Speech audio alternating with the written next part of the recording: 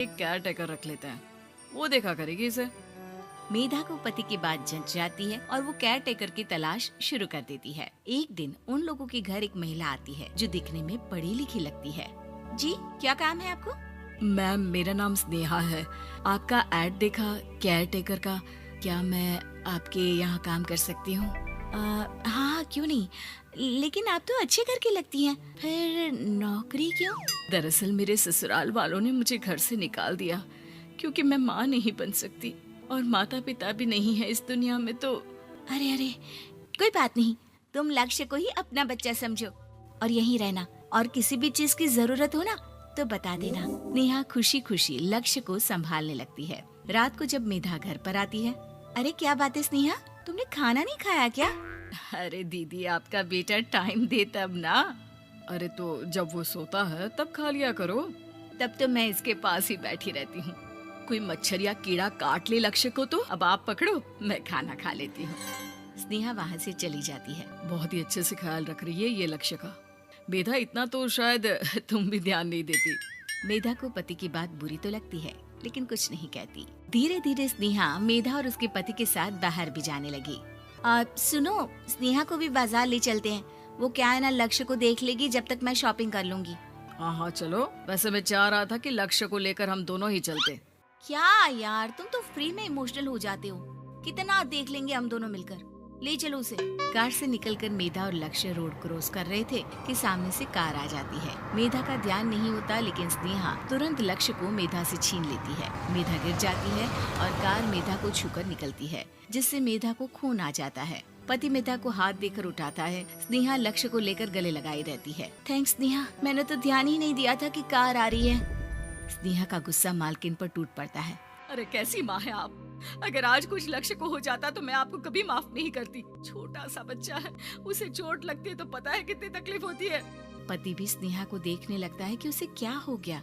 मेधा को स्नेहा पर काफी गुस्सा आ जाता है। घर आकर कहती है, देखो स्नेहा, माना तुम लक्ष्य को बहुत प्यार करती हो, लेकिन वो मेरा बेटा है, मैं कभी जानबूझकर उसके साथ बुरा नहीं कर सकती, समझी? मुझे माफ कर दीजिए, मैं लक्ष्य को लेकर कुछ ज्यादा ही सेंसिटिव हो चुकी हूँ। मैं ध्यान रखूंगी कि आगे से ऐसा ना हो। मेधा का मन स्नेहा से अब हटने लगा था। एक शाम मेधा ऑफिस से घर आती है कि लक्ष्य उसे दिखाई नहीं देता और ना ही स्नेहा। वो स्नेहा के कमरे में जाती है जहाँ दोनों सो रहे होते हैं।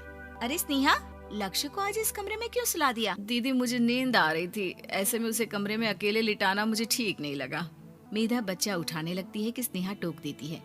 रहने दीजिए ना दीदी, सो रहा है, फालतू में नींद खराब हो जाएगी। मेधा को गुस्सा आ जाता है और वो बच्चा उठाकर वहाँ से चली जाती है। अगले दिन मेधा स्नेहा को बुलाती है, साथ में एक और लड़की खड़ी होती है। स्नेहा, अब तुम अपना कुछ और देख लो, हम लोगों को नई केयर टेकर मिल गई है, तुम इस हफ्ते घर छोड़ देना। स्नेहा का मन लक्ष्य को छोड़ने का नहीं करता, लेकिन नौकरी तो नौकरी होती है ना। स्नेहा घर से चली जाती है। धीरे धीरे महीने और साल बीतते जाते हैं और लक्ष्य एक नौजवान लड़का हो जाता है। लक्ष्य, आज मुझे मंदिर जाना है, ले चलोगे? ठीक है माँ, एक काम करके अभी वापस आता हूँ, तब तक आप और पापा दोनों तैयार हो जाइए। दोनों तैयार होकर बैठ जाते हैं, लेकिन लक्ष्य काफी देर तक नहीं आता। अरे मेधा, फोन तो करो लक्ष्य को, देखो क्या हो गया उसे। मेधा फोन करती है तो पता चलता है कि लक्ष्य का एक्सीडेंट हो गया है और वो सिटी अस्पताल में है। जल्दी चलिए, पता नहीं कैसा होगा मेरा बेटा। अरे चिंता ना करो, सब ठीक होगा, मैं अभी कार निकालता हूँ। दोनों मियाँ बीवी अस्पताल पहुँचते हैं, जहाँ वो लोग देखते हैं कि लक्ष्य बिस्तर पर पड़ा होता है।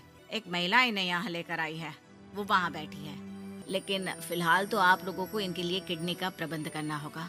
एक्सीडेंट में इसकी किडनी डैमेज हो गई है। मेरी ले लीजिए डॉक्टर साहब, मेरे बेटे को बचा लीजिए। नहीं नहीं, आप माँ हैं, आपकी नहीं ले सकते, पिता की भी नहीं। आप किसी रिलेटिव या दोस्त से पता कर लें, और हाँ, थोड़ा जल्दी करें क्योंकि देर होने से मामला बिगड़ सकता है। मेधा बैठकर रोने लगती है कि वहाँ डॉक्टर आ जाते हैं। जिस औरत ने आपके बेटे को यहाँ भर्ती कराया था, वो अपनी किडनी आपके बेटे को देना चाहती है। हाँ? कौन है वो, कहाँ है वो? तभी वहाँ स्नेहा आ जाती है। स्नेहा तुम? मैं लक्ष्य को पहचान नहीं पाई थी, लेकिन आप लोगों को देखकर समझ गई कि ये लक्ष्य है, इसलिए वापस आ गई। मैं अपनी किडनी आपके बेटे को देना चाहती हूँ। मेरी अपनी तो कोई औलाद नहीं, लेकिन लक्ष्य में मैंने हमेशा अपना बच्चा देखा। तुम धन्य हो स्नेहा, जो इतने साल में भी लक्ष्य को भूल नहीं पाई। सही मामले में तो वो तुम्हारा ही बच्चा होगा, क्योंकि